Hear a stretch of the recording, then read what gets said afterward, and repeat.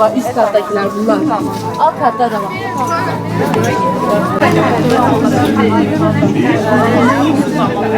Böyle hani şey olsun.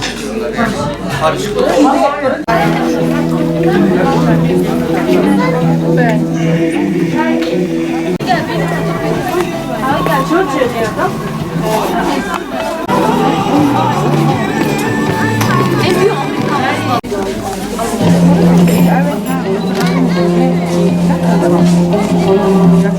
Yaş var ya.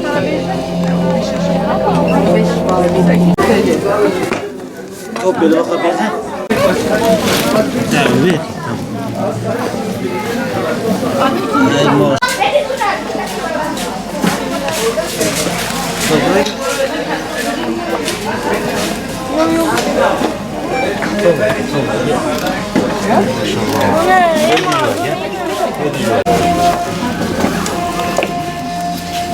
Tamam.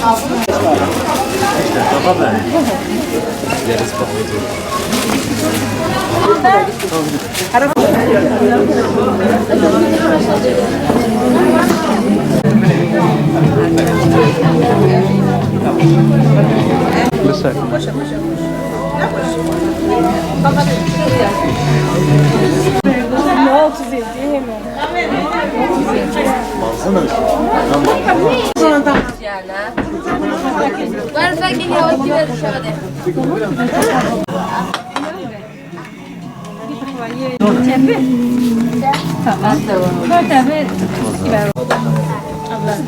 Tuz gitti ya.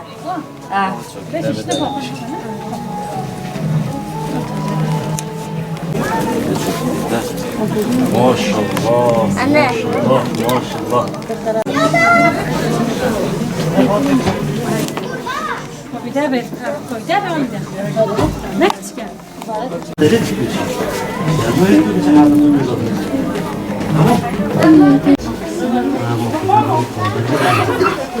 Başım mı böyle? Biraz da taze. Ne hediye?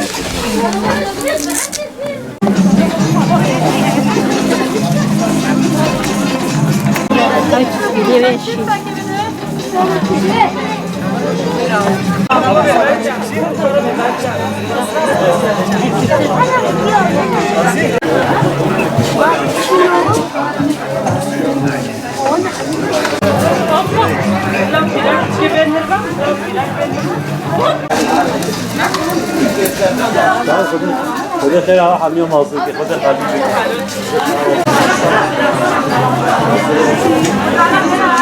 Bismillahirrahmanirrahim. Yetimler Vakfı Cizre temsilciliği olarak Ramazan ayı boyunca hayırseverlerin bize gönderdikleri, ulaştırdıkları et kumanyalarını, gıda kolilerini, ekmek fişlerini ve nakit yardımlarını yetim ve öksüz sahibi ailelerimize, kardeşlerimize ulaştırdık, onlara takdim ettik. Ramazan ayı boyunca hemen hemen her gün, her akşam bu faaliyetleri yerine getirdik hayırseverlerimizin desteğiyle. Şu anda da giyim mağazasındayız. Yetim ve öksüz kardeşlerimizle beraber mağazaya geldik. Anneleriyle beraber şu anda elbiselerini ve ayakkabılarını seçiyorlar mutlu bir şekilde. Hayırseverlerimizin desteğiyle Allah onlardan razı olsun. Bu yetim ve öksüz kardeşlerimizin biz de mutluluklarına vesile olduk, şahit olduk. Rabbim kabul buyursun. Allah kendilerinden razı olsun.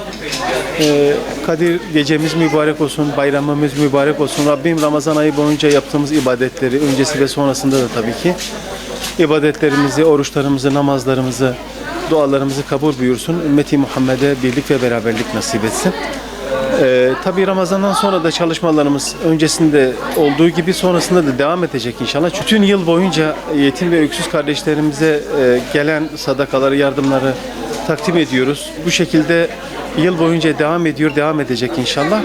Aynı şekilde hayırseverlerimizin gönderecekleri yardımları kendilerine takdim edeceğiz. Rabbim kabul buyursun. Allah razı olsun kendilerinden.